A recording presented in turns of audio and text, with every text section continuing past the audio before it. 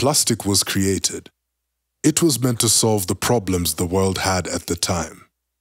Plastic was effective so much that it revolutionized the world. Just about 100 years ago is when plastic started being formed and used. And there's a great discussion series on the BBC called 50 Things That Changed the World. And one of them is plastic.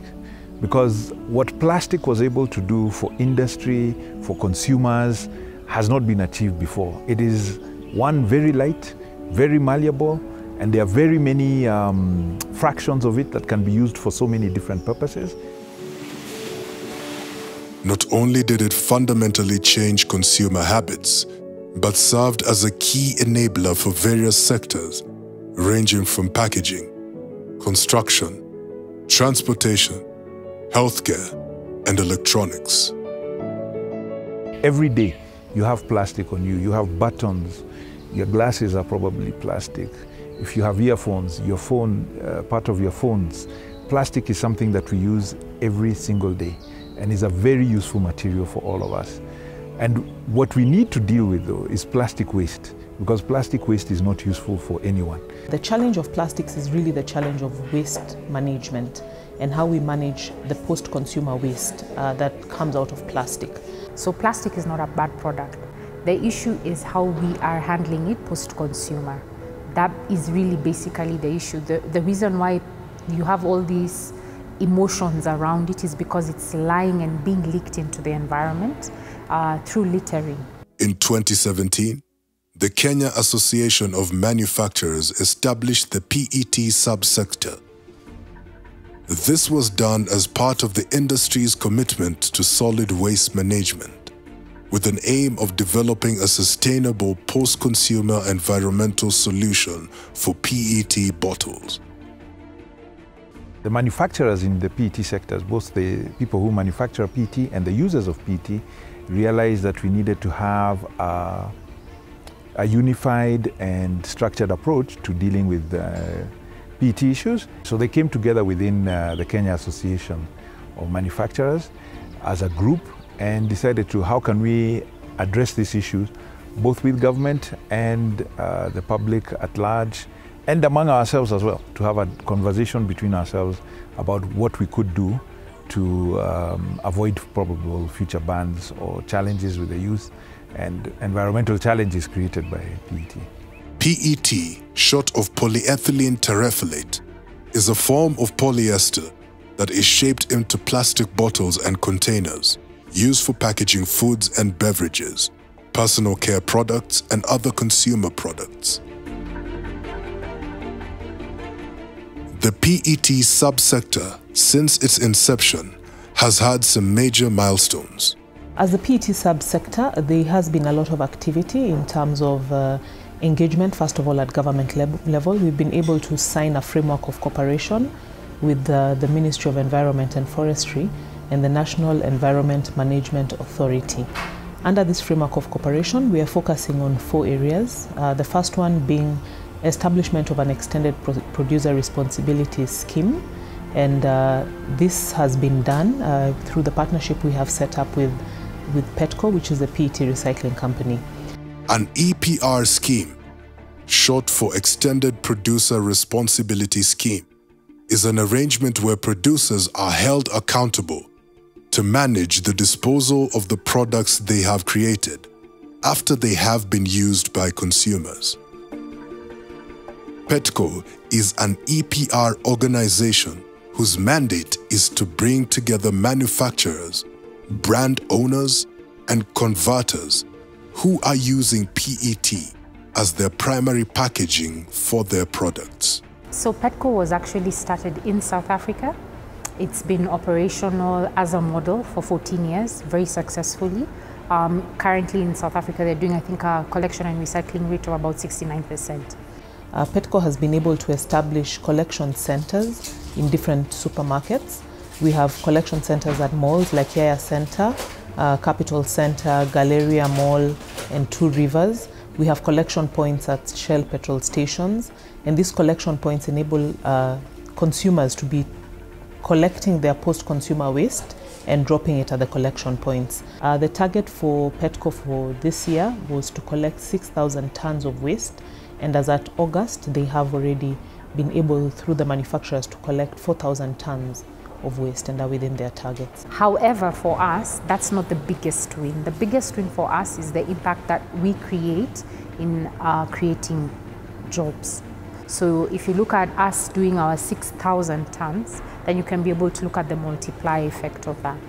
Recycling is an emerging business opportunity in Kenya that promises to create hundreds of jobs for the low-income areas. Recycling is a business that pays. It may look dirty, and I know many people don't like recycling because it has that waste stigma to it. But I have seen people who are doing very well, and they are doing recycling. Personally, I wouldn't want to talk so much about myself, but I'm doing well. I mean, my kids are in school. I am paying my bills comfortably. We are happy as a family. We have like 10, 20 people who come every day to work with us. We have our own trucks. I mean, it's a business that I would want to start over and over. It's a business that has a turnover, a modest turnover. But basically, there is a lot that needs to be done where recycling is concerned today. And we are very positive that with what we are doing now, things are going to get better. The government has not been left behind in its effort to incentivize growth in the sector. There will be no VAT for services offered to recyclers. And of course, even establishing those factories was also encouraged through reduction of corporate tax from 30% to 15%.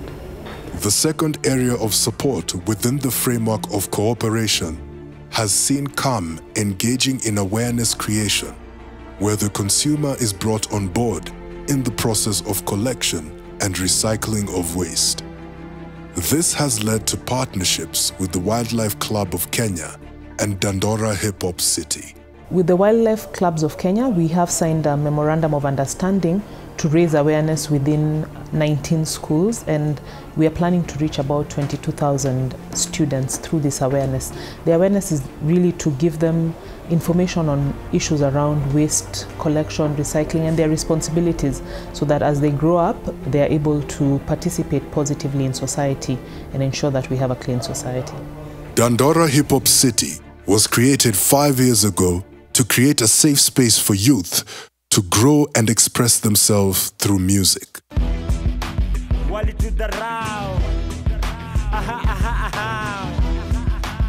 Who's laughing now? Exponential potential. Our partnership with CAM was based on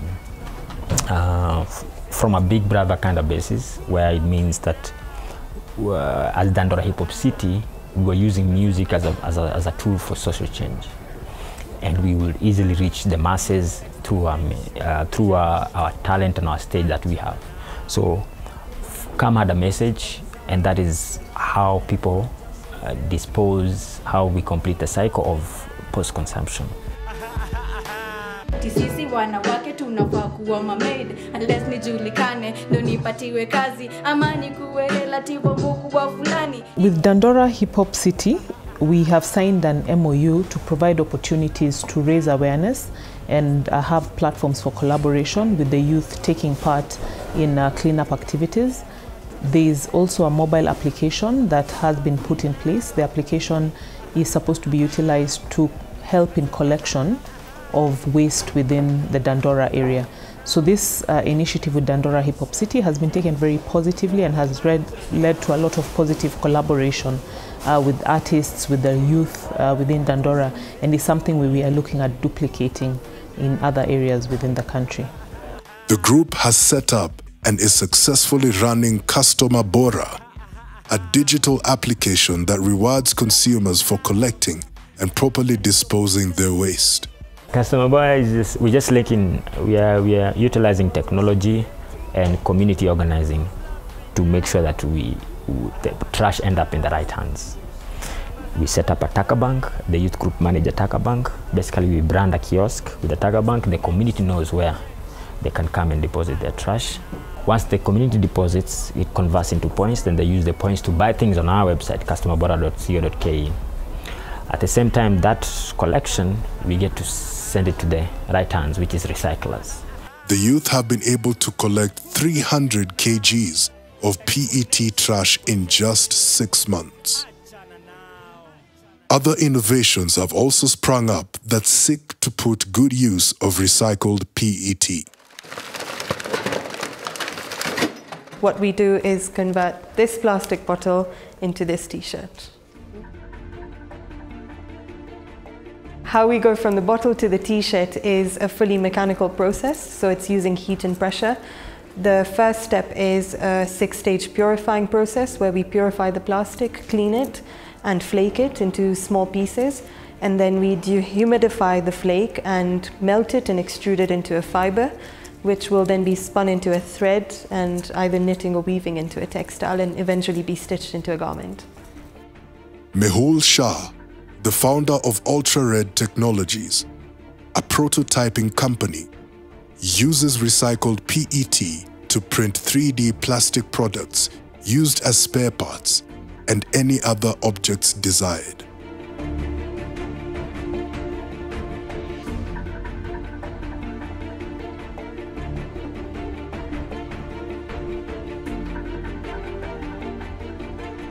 So once the PET subsector was formed last year, one of the things we realized is that the issues around PET don't just affect PET, they affect all other plastics. We realized that we need to approach the whole plastics waste management issue holistically so that all of the plastics can be considered.